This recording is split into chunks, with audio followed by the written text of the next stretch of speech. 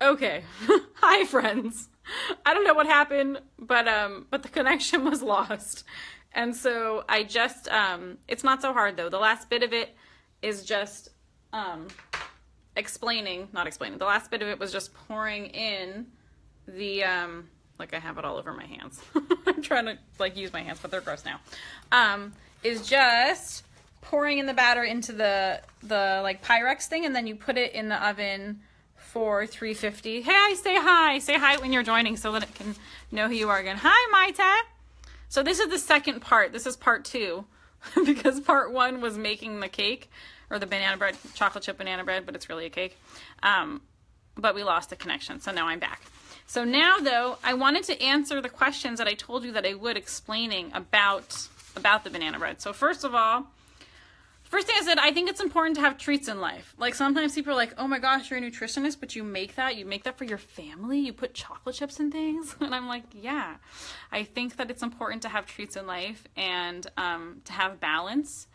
And also to have all the things that like we like, all of them you can do a healthier version of, right? The normal reason, there's a lot of things that a lot of reasons I wouldn't want to have a regular banana bread. First of all, I'll tie that into why I use the almond flour. So first of all, when it's a lot of regular banana bread, they'll use a ton of white sugar and a ton of white flour. And those two things together usually don't make people very happy, right? And so because of that, why is that, right? Because white sugar is the vast majority of the time genetically modified. But not only that, it also has a really strong component on our blood sugar and can make us like be in a really bad mood. It really depresses our immune system and our feelings. Right? We feel good for a second and then we crash back down. And white flour also, for a lot of people, causes a lot of inflammation. And even whole wheat flour can also have that effect for a lot of people. Even though it is... has less of a glycemic impact than regular flour. Whole wheat flour still has a pretty strong glycemic impact. And if you're going to be having grains, oh good, people are coming back on. Guys, tell me who you are. Say hi, because it doesn't show me. Sometimes it does. Like I see that Maite is here, but I can't see who else is here. So say hi. Hey, Batya. And so that's another reason why I like using the almond flour instead. Also because the almond flour has a lot of protein and good quality fats, and those are all things that I want to get in my body, and I want to get in my friends' bodies, I guess. I meant my family. But whoever's having it, that those things are actually serving us. I would consider that a real beneficial food. And even though we're kind of trained to think that whole wheat flour is healthy too, the truth is that for a lot of people, oh, I'm getting emails, sorry. Okay, for a lot of people, they actually don't do so well on whole wheat flour. Some people do, but but a lot of people just kind of eat it assuming that it's healthy, but a lot of people don't have a good reaction to it. It can upset a lot of people's stomachs.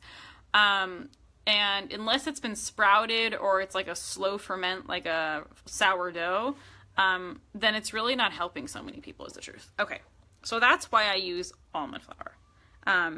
So I feel like that was a long explanation, but the bottom line is just that because almond flour has a lot of good fats and proteins, and those are things I try to get in, and I'm not looking to get extra pretty empty carbs in, which I would even consider whole wheat flour to be relatively empty of nutrients, unless it was like in a very slow traditional sourdough.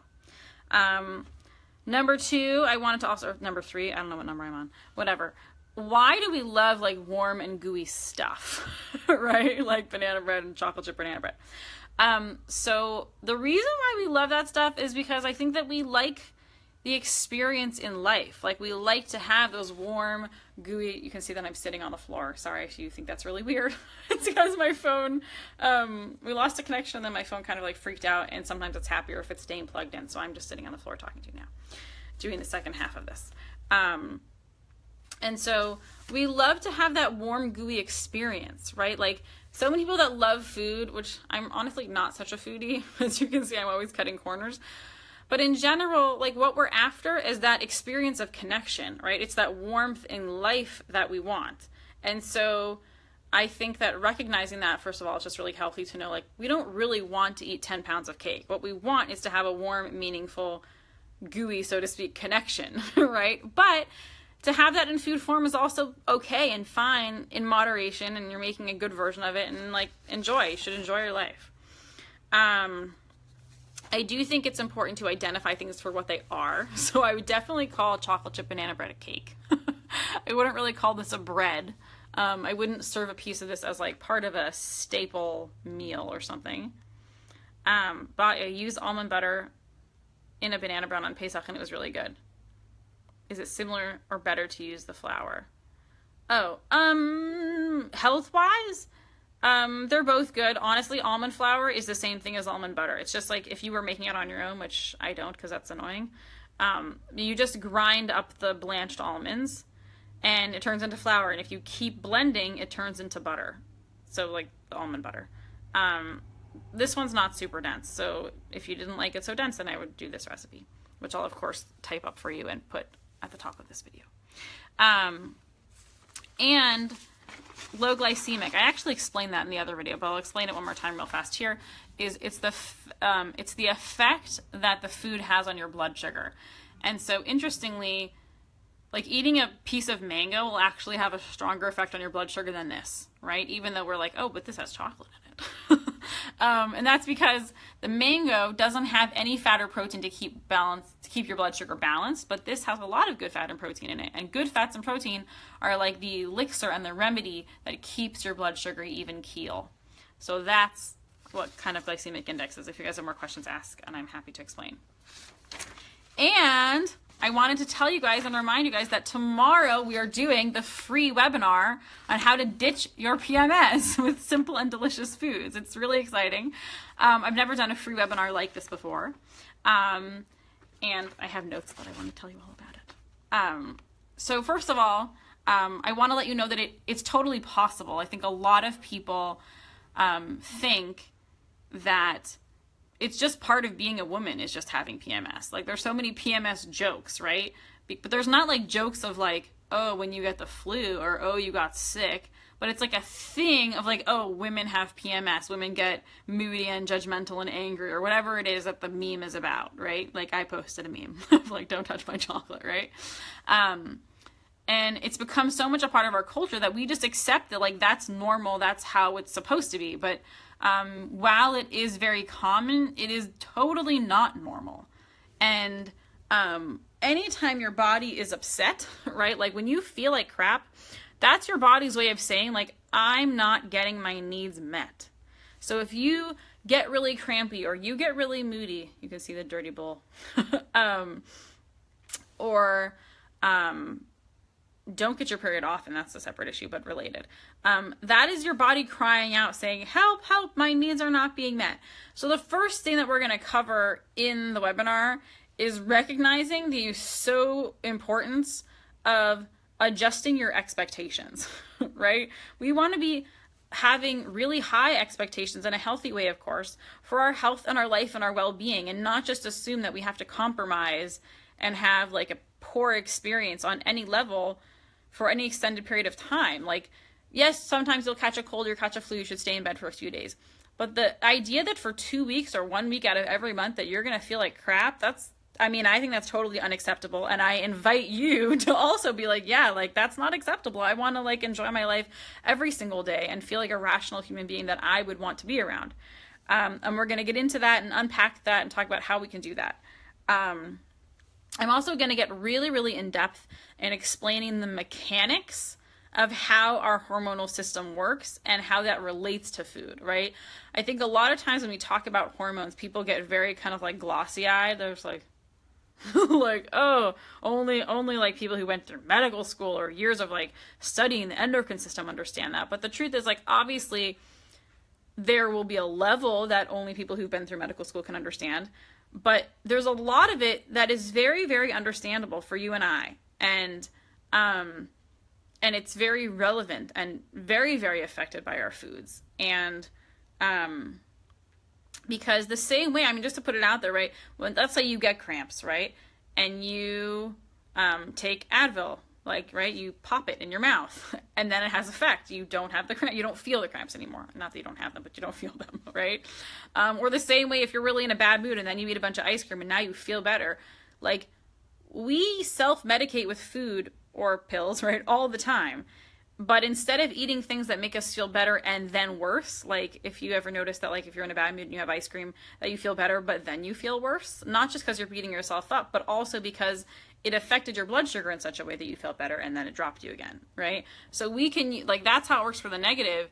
It's infinitely more powerful for the positive. And so I'm going to get really in depth in explaining like how the hormone system works, how the endocrine system works, and how food relates to that, so that you can take action and take control and know what to do, so that you can set yourself up to feel awesome all the time and be, not to sound like super cliche, but be the person that you want to be.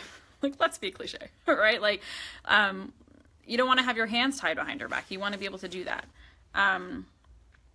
Let's see, what else did I want to tell you?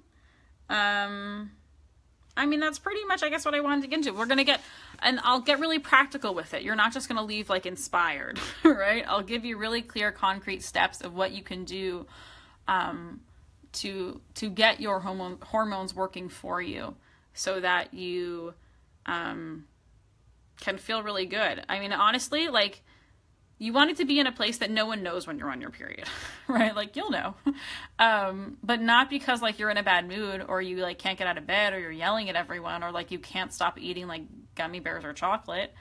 You want to be able to live your life and be committed to whatever your cause is, right? And whatever your cause is.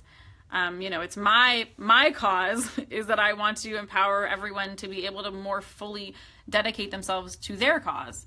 And so, that's entirely dependent on, sorry, I'm shaking the camera because I was itching my arm. That's entirely dependent on your level of health. And for women, our monthly health for so many people fluctuates. Right. And I am here to say, like, that's totally unnecessary. And I think that's totally ridiculous. Like, the fact that you think you can only be productive and enjoy your life and be the kind of person you want to be with like a fair shot, like that like, we're always working on ourselves and trying to be better. But I think a lot of women kind of like give up around their period. They're just like, oh, I just have to survive this. And I want to change that. I want you to know, like, you can be ambitious and productive and kind and enjoyable to be around and enjoy your life at every time of the month. And it's totally within your hands, and it's not overly complicated. And so we're going to get all into that. So we're doing it tomorrow. It's a live free webinar, but you do need to register. So I will post the link here in the comments, and I'll post it also in the notes above. Like, so when it's visible for you, it'll be easy to find. So if you guys have any more questions, I'll wait on here for one more second. Any questions, anyone? Any questions? Okay. I'll be happy to answer, but it seems like you guys have your needs met at this point, which is awesome. And I will talk to you soon. Okay. Lots of love.